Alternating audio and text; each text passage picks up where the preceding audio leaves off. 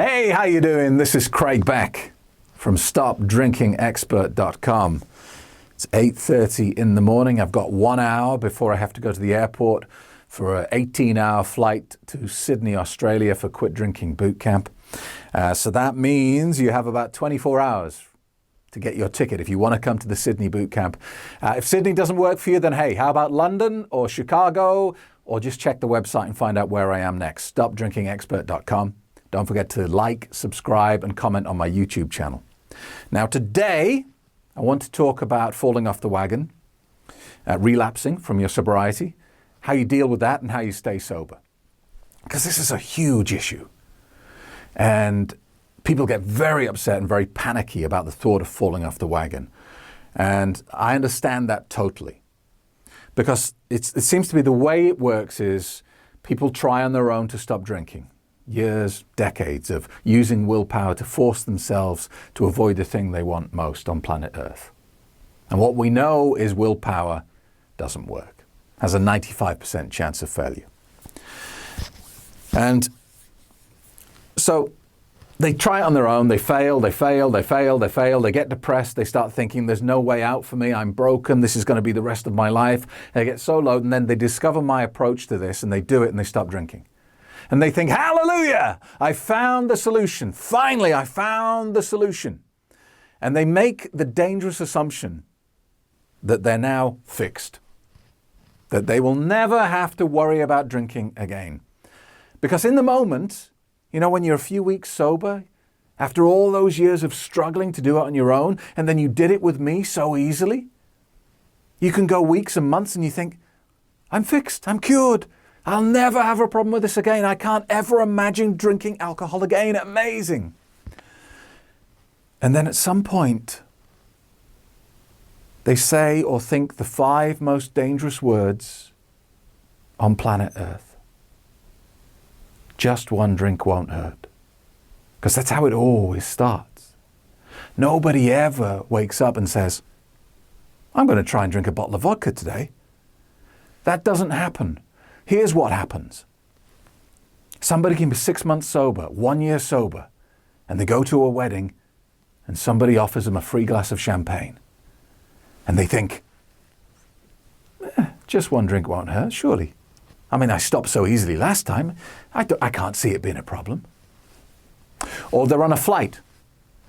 They're on a business class flight and the air hostess comes down the aisle and says, would you like a drink? And they think, just one drink won't hurt. And this is how it always starts.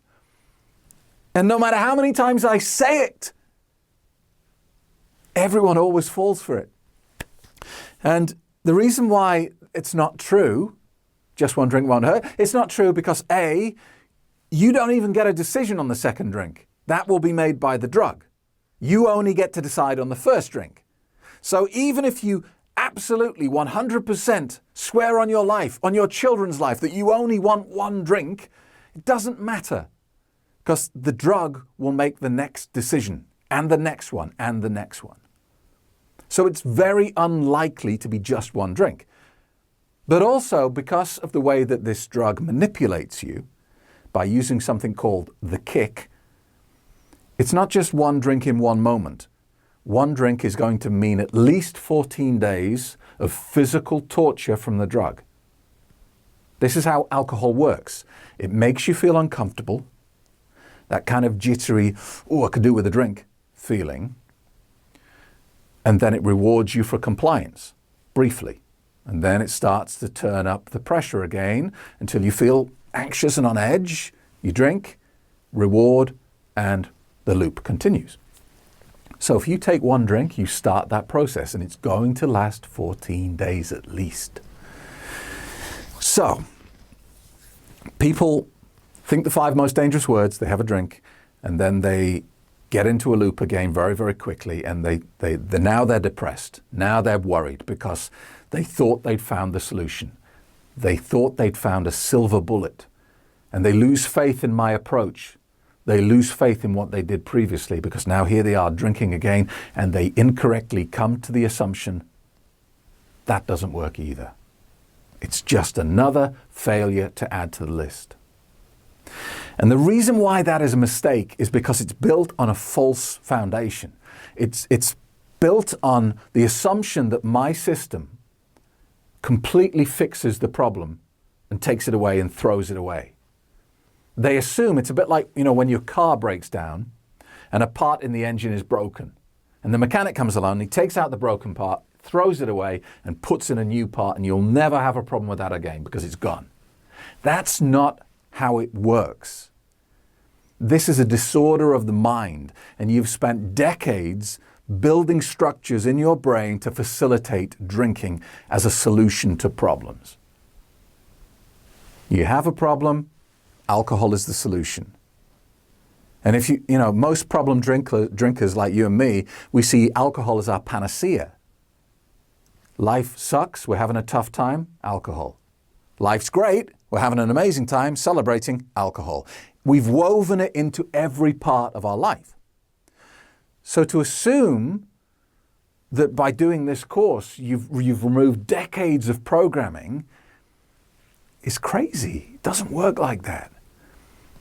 When you're sober and loving life and seeing all the benefits of not drinking attractively packaged poison, you are not cured, you are in remission. And it's like any other disease, any other disorder. It's like diabetes.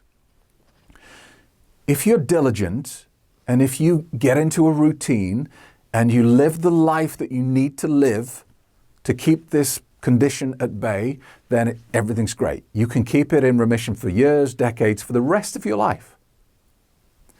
But just because you've gone 10 years without some sort of diabetic attack or condition doesn't mean it's gone away. It just means that you've been doing the right things and you've been doing the right routines. If you then decide, I can maybe just eat a bag of sugar, and then you suddenly find out that you have a terrible diabetic incident, that doesn't mean that everything you've done previously was wrong. It just means that you've come out of remission and now you're in an active phase of the disease. And you have to do what you know you have to do to get back into remission. Now, when people fall off the wagon using my process, and it does happen because it's very common, there's a tendency to throw the baby out with the bathwater and say, well, it didn't work. It's just another failure. That's crazy. That would be like having asthma and using an inhaler on a daily basis. And then one day, despite using the inhaler, you have an asthma attack. And that would be like throwing away the inhaler saying, well, that doesn't work. I'm never using that again. If you fall off the wagon, you just have to understand what has happened. It's not a disaster. It's going to take some effort to get you back on the right path, but you are no longer in remission. And you have to adjust and change to deal with that.